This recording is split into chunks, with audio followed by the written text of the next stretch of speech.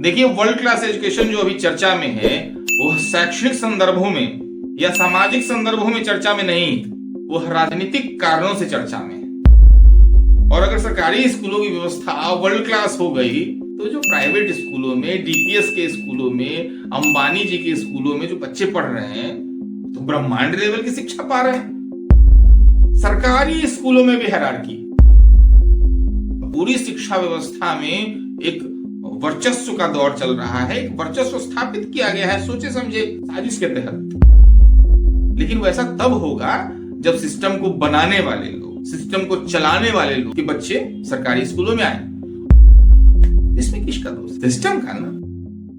Doctor पवन, आपसे एक सवाल पूछना चाह रही थी। हाँ पूछिए, सवाल पूछिए, स्वागत है। वर्ल्ड क्लास एजुकेशन अभी चर्चा में, इस बारे में आपके क्या विचार हैं? देखिए, वर्ल्ड क्लास एजुकेशन जो अभी चर्चा में है वो शैक्षणिक संदर्भों में या सामाजिक संदर्भों में चर्चा में नहीं, वो राजनीतिक कारणों से चर्चा में है। स्कूल सिस्टम, सरकारी स्कूल सिस्टम अगर वर्ल्ड क्लास हो गया होता तो उसकी पहचान ऐसे होती कि वहाँ बड़े बड़े अफसरों के बच्चे पढ़ रहे होते, बड़े बड़े नेताओं के बच्चे पढ़ रहे होते, बड़े बड़े बिजनेस टाइकून के बच्चे भी सरकारी स्कूल में पाए जाते। अब आप ही बताइए या सोचिएगा कि क्या ऐसा सरकारी स्कूलों में हुआ है? नहीं हुआ है ना। और अगर सरकारी स्कूलों की व्यवस्था वर्ल्ड क्लास हो गई तो जो प्राइवेट स्कूलों में, डीपीएस के स्कूलों में, अंबानी जी के स्कूलों में जो बच्चे पढ़ रहे हैं तो ब्रह्मांड लेवल की शिक्षा पा रहे हैं। इस तरह की चीजें हैं तो शिक्षा में समानता नहीं, एक हायरार्की है। शिक्षा का अधिकार तो सब बच्चों को है ना, तो समानता भी होनी चाहिए। समानता समाज में एजुकेशन को लेकर के नहीं, जो आजादी से पहले चीजें थी वही चीजें आगे कैरी फॉरवर्ड हुई। जैसे अंग्रेजों के बच्चों के पढ़ने के लिए अलग अच्छे स्कूल हुआ करते थे, उसी तरह से अभी हो गया है। और ये हायरार्की जो है वो सिर्फ सरकारी और प्राइवेट का नहीं है, प्राइवेट स्कूलों में भी हायरार्की है। कई प्राइवेट स्कूल तो ऐसे हैं जहां शिक्षकों को समय पे सैलरी भी नहीं दी जाती। कुछ डीपीएस जैसे स्कूल हैं और कुछ उससे भी बड़े ब्रांड के स्कूल हैं जहां हीरो हीरोइन के बच्चे पढ़ने के लिए जाते। अंबानी जी ने वैसे स्कूल खोल रखे हैं। और इसी तरह सरकारी स्कूलों में भी हायरार्की, जैसे मान लीजिए कोई आम सरकारी स्कूल से पढ़ने वाला बच्चा है, कोई नवोदय विद्यालय से पढ़ने वाला बच्चा है, कोई केंद्रीय विद्यालय से पढ़ रहा है, कोई सैनिक स्कूल से पढ़ाई कर रहा है, तो क्या यहाँ हायरार्की नहीं है? सैनिक स्कूल, नवोदय विद्यालय और केंद्रीय विद्यालय और आम ग्रामीण शैक्षणिक विद्यालयों में तो सरकारी सिस्टम में भी हायरार्की है, प्राइवेट स्कूलों में भी हायरार्की है। और पूरी शिक्षा व्यवस्था में एक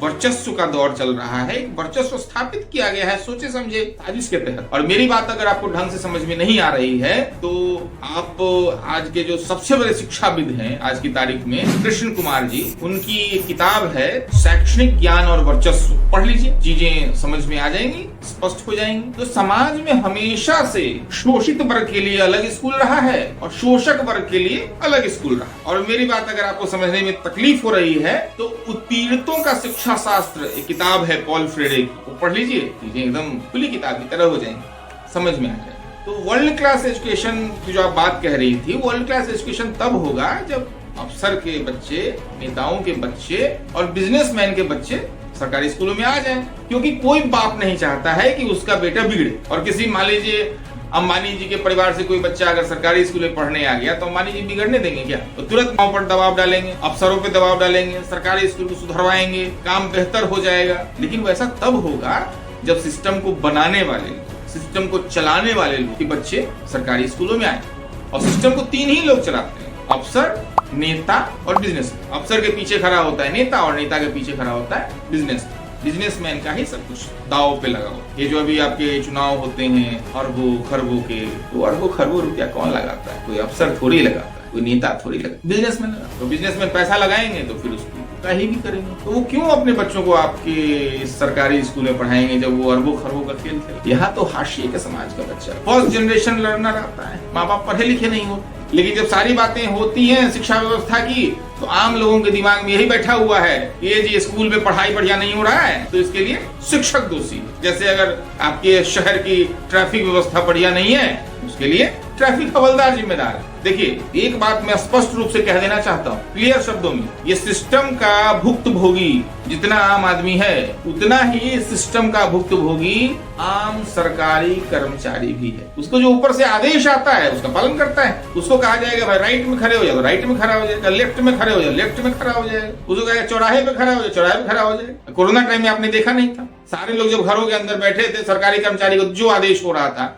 उसका पालन कर रहा था, अपने जीवन को दांव पे लगाए कर रहा था। तो सरकारी कर्मचारी बड़े ईमानदारी से काम करते हैं, और वो सिस्टम जो बनाने वाले लोग हैं वहां विवशता है, उनकी अपनी कठिनाई है, जिस कारण से सिस्टम ठीक नहीं हो रहा है। तो दोष उनके मत्थे मरने की जगह आम कर्मचारियों पे ठीकरा फोड़ेंगे तो ठीक थोड़ी। अब सिस्टम के दोष को एक समझ लीजिए, एक उदाहरण से, हर साल बच्चे 10th का बोर्ड का एग्जाम देते हैं, और 10th के बोर्ड के एग्जाम के बाद 2 महीने बाद रिजल्ट आता है, और उसके 2 महीने बाद उनका एडमिशन होता है, 4 महीना उनका खराब होता है। जबकि प्राइवेट स्कूलों में क्या होता है, जैसे ही 10th के बोर्ड का एग्जाम खत्म हुआ, उसके 2, 4, 10 दिन बाद उनकी 11th की पढ़ाई शुरू हो जाती है। प्री बोर्ड के रिजल्ट के आधार पर उनको स्ट्रीम दे दिया जाता है, आपको साइंस लेना है, आपको कॉमर्स लेना है, आपको आर्ट्स लेना है। जबकि सरकारी स्कूल के बच्चों को जुलाई अगस्त तक मालूम ही नहीं होता। जुलाई अगस्त में जब उनको साइंस मिल जाता है तब उनको लगता है हाँ चलो साइंस मिल गया, तो वो भ्रमित स्थिति में रहते हैं, दिग्भ्रमित रहते हैं। तो ये सिस्टम का दोष है, ये आज से नहीं है, ये हम लोग जब स्कूल में थे तब भी था, उससे पहले भी ये चीजें थी। तो व्यवस्था का दोष है इसमें, किसी कर्मचारी को आप कैसे दोषी मान सकते हैं। और जो 11th क्लास होती है वो पूरे एजुकेशन सिस्टम की रीढ़ है, वहीं से 11th की पढ़ाई से तय होता है कि आपका 12th का रिजल्ट कैसा होगा, और 12th का रिजल्ट तय कर देगा कि आप IIT में जाएंगे कि नहीं जाएंगे, मेडिकल में जाएंगे कि नहीं जाएंगे, दिल्ली विश्वविद्यालय के बड़े बड़े कॉलेजों में पढ़ेंगे कि नहीं पढ़ेंगे। तो सारी चीजें 11th से तय हो रही हैं, और 11th के बच्चों को पता ही नहीं है। इसमें किसका दोष? सिस्टम का ना। तो अभी सरकारी स्कूलों में वर्ल्ड क्लास एजुकेशन आने में टाइम लगेगा। वो है एक यूटोपिया हो सकता है, जैसे राम राज्य यूटोपिया है लोग कहते हैं, तो एक यूटोपिया है, और उस दिशा में सरकारें प्रयास कर रही हैं, चीजें चल रही हैं। हो सकता है एक टाइम में हो जाए, लेकिन अभी आवश्यकता है इस बात की कि अफसरों के बेटे, नेताओं के बेटे और बिजनेसमैन के बेटे सरकारी स्कूलों में आए। तब तक के लिए धन्यवाद। जय हिंद, जय भारत।